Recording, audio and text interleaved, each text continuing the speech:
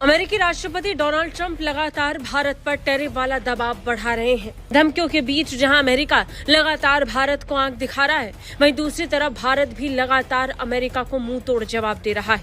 अब प्रधानमंत्री नरेंद्र मोदी ने एक बार फिर ट्रंप के टैरिफ का जवाब खुले तौर पर दिया है। गुजरात में उनके दौरे के दौरान प्रधानमंत्री मोदी ने किसानों के हितों से कोई समझौता नहीं करने का प्रण लिया है। मेरे देश के लघु उद्यमी हो, किसान हो, पशुपालक हो, हर किसी के लिए मैं आपको बार बार वादा करता हूं, मोदी के लिए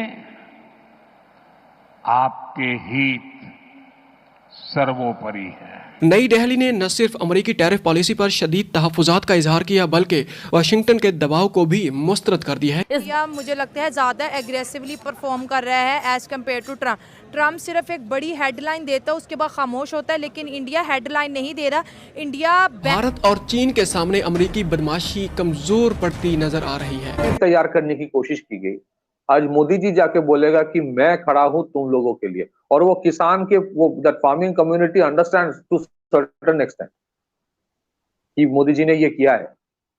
मोदी जी ने रोका है अमेरिकन कंपनीज को। इसका नेक्स्ट स्टेप भारत की मज़ाहिमत और खुद मुख्तार मुअक्कफ काबिल तारीफ है। तरीके से देखो, भारत से जो पंगा लेता है वो खुद बर्बाद होने लग जाता है, तबाह बर्बाद हो जाता है। जय हिंद दोस्तों प्रधानमंत्री मोदी का नया बयान सुनकर ट्रंप हैरान हैं और वो ये सोच रहे हैं कि इतना सब कुछ करने के बावजूद भी भारत कैसे अपने फैसले पर अडिग रह सकता है। दूसरी तरफ जो है यूएस से जो है उसको ट्रंप जो टैरिफ लगाए थे भारत पर और दुनिया पे, वो बैकफायर किया। मैं सच बताऊं, जो काम 20 साल में नहीं कर सका ना, वो ट्रंप ने 6 महीनों में कर दिया। और जो काम 5 साल से चाइना नहीं कर सका, वो 6 महीने में ट्रम्प ने कर दिया इंडिया को करीब करने में। सही बात है। जितनी दूर चाइना हो रहा था इंडिया से, उतने करीब होता जा रहा है। अभी जो एससीओ की मीटिंग पे जा रहे हैं ना, हाँ, इसमें देखना क्या होता है। इसमें तुम देखना धड़ल्ले से। और अच्छा, पूरी दुनिया की इस पे नजर होगी। एससीओ की मीटिंग में पाकिस्तान भी जाएगा ना, जाएगा ना। तुम सिर्फ मोदी जी का वेलकम देखना और फिर पाकिस्तान फर्क पता लग जाएगा। जमीन आसमान का फर्क पता चल, प्रायोरिटीज भी पता लग जाएंगे, कौन किसके लिए कितना इम्पोर्टेंट है तुम्हें पता चल जाएगा। बहुत बड़ा बाजार है। अब दरअसल हाल ही में प्रधानमंत्री मोदी ने गुजरात अहमदाबाद में दूसरी बार भारत का रुख साफ करते हुए यह कह दिया है कि भारत दुनिया के किसी भी देश के समक्ष नहीं झुकेगा। उन्होंने कहा कि हम किसी के भी दबाव में नहीं आएंगे। अपने किसानों और अपने पशुपालकों के हित में हम सुपर पावर से भी भिड़ जाएंगे। गुजरात अहमदाबाद में अपना भाषण देते हुए प्रधानमंत्री मोदी ने एक बार फिर से वही बात दोहराई और कहा कि हमारी सरकार के लिए अपने पशुपालक और किसानों का हित सर्वोपरि है और इसीलिए हम सुपर पावर के समक्ष भी अपने देश के किसान और अपने देश के पशुपालकों के हितों से कॉम्प्रोमाइज नहीं करेंगे। प्रधानमंत्री मोदी ने साफ कहा है कि दबाव कितना भी हो, हम उसका रास्ता निकालेंगे और उसके हिसाब से आगे बढ़ेंगे। इसी के साथ साथ प्रधानमंत्री मोदी ने आगामी भारतीय पर्वों पर मेड इन इंडिया प्रोडक्ट खरीदने की लोगों से अपील की है। गुजरात अहमदाबाद में रोड शो के बाद प्रधानमंत्री मोदी ने विकास कार्यों का शिलान्यास किया और इस दौरान जब उन्होंने जनता को संबोधित किया तो तभी उन्होंने किसानों को संबोधित करते हुए कहा कि मेरे देश के छोटे उद्यमी हो, किसान हो, पशुपालक हो, सभी के लिए मैं आपसे बार बार वादा करता हूं कि आपका हित हमारे लिए सर्वोपरि है और हम इससे कभी भी कॉम्प्रोमाइज नहीं करेंगे।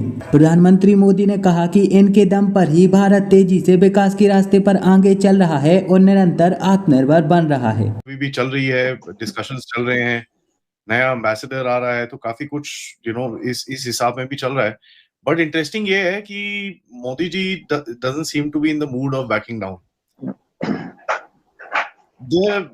There are of course a lot more things which are coming out, जैसे अपैरल सेक्टर के लिए कुछ चीज करी गई है, ऑटो मैन्युफैक्चरिंग के लिए बोला गया है कि भाई boost your R&D and we'll give you more benefits.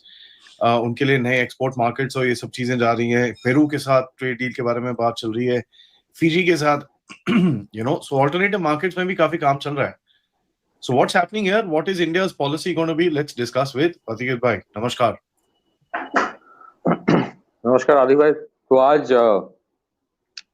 आज बेसिकली यूएस ने नोटिस इशू कर दिया है वो 25% एडिशनल टैरिफ जो होगा वो 27 अगस्त से करने के लिए। तो ये जो ट्रम्प का मतलब, अभी तो ट्रम्प ने कुछ और भी स्टेटमेंट दिया है कि जो बिग टेक कंपनीज है वो तुम्हारे पिगी बैंक नहीं है, वो जो डिजिटल सर्विस टैक्स के ऊपर some of the countries are considering, और होना चाहिए। वो टैरिफ लगाए तो अच्छी बात है, बट उनके कोई कंपनी के ऊपर कोई टैक्स लगाए तो वो पिगी बैंक बन जाता है। तो ये जो डीकपलिंग फ्रॉम यूएस है ना, ये Trump is actually facilitating it. ये एक दिन में नहीं होगा। और हम लोग जो प्रोग्राम कर रहे हैं तो कुछ आप ही के मतलब हम लोगों की ऑडियंस में कोई कमेंट करेगा तो फिर अमेरिकन कंपनीज की इसमें प्रोग्राम क्यों कर रहे हो, तो उनको बोल दो बोलने के लिए कि वो अमेरिकन कंपनीज है, वो एमएनसी नहीं है। आज जितने सारे कंपनीज है, even they are American big tech companies, they are multinational companies, उनके हर एक देश में स्टेक है। उनके लिए ये मार्केट अमेरिका से भी इंपॉर्टेंट बन जाएगा कुछ दिन। So that is why we are not operating on a American company. We are working on multinational companies, जिसमें हम लोगों का भी उतना अधिकार है। दूसरी चीज है कि so that 50% टैरिफ जो आएगा, I was एक back of the hand calculation जो है कि 1 to 1.5%, मैक्सिमम 1% के ऊपर ही जो इम्पैक्ट है ऑफ द टोटल जीडीपी होगा, तो 40-45 बिलियन डॉलर का इम्पैक्ट होगा। मैं दो चीज कहूंगा। पहली चीज तो है कि इम्पैक्ट भी बहुत मजेदार हो रहा है। मजेदार हो रहा है मतलब I don't not trying to mock it. Look at what is happening in US. US में जो बड़े बड़े अपैरल कंपनीज है या जो वॉलमार्ट जैसे ऑर्गेनाइजेशंस हैं, उनमें से कुछ क्या कर रहा है, they are actually reducing their markup price to absorb that tariff.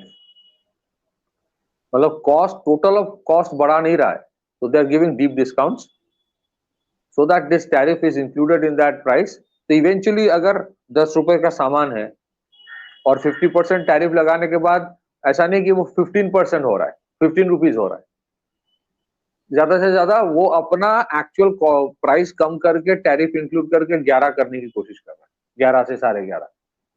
But ये और क्यों कर रहा है, क्योंकि उनको लग रहा है कि ये सारे टेम्पोरेरी चीज है, ये आज नहीं तो कल बंद हो जाएगा। क्योंकि अगर मान लीजिए कोई भी एक अमेरिकन कंपनी, मान लीजिए वॉलमार्ट अगर कोई पर्टिकुलर अपैरल या टेक्सटाइल प्रोडक्ट इंडिया से लेता है, तो जो कंपनी यहाँ पे बनाता है वो भी इन्वेस्ट करता है, और जो वॉलमार्ट है वो भी इन्वेस्ट करता है in developing that supply chain. अब वो अचानक वो सप्लाई चेन चेंज करके आप वियतनाम ले जाओगे, बांग्लादेश ले जाओगे, उसके बहुत चैलेंजेस होते हैं। सो दे आर होपिंग कि this doesn't sustain for long time, क्योंकि अगर लॉन्ग टर्म सस्टेन करे तो एक तो कॉस्ट बढ़ जाएगा, फिर वो 10 रुपए का 15 रुपए ही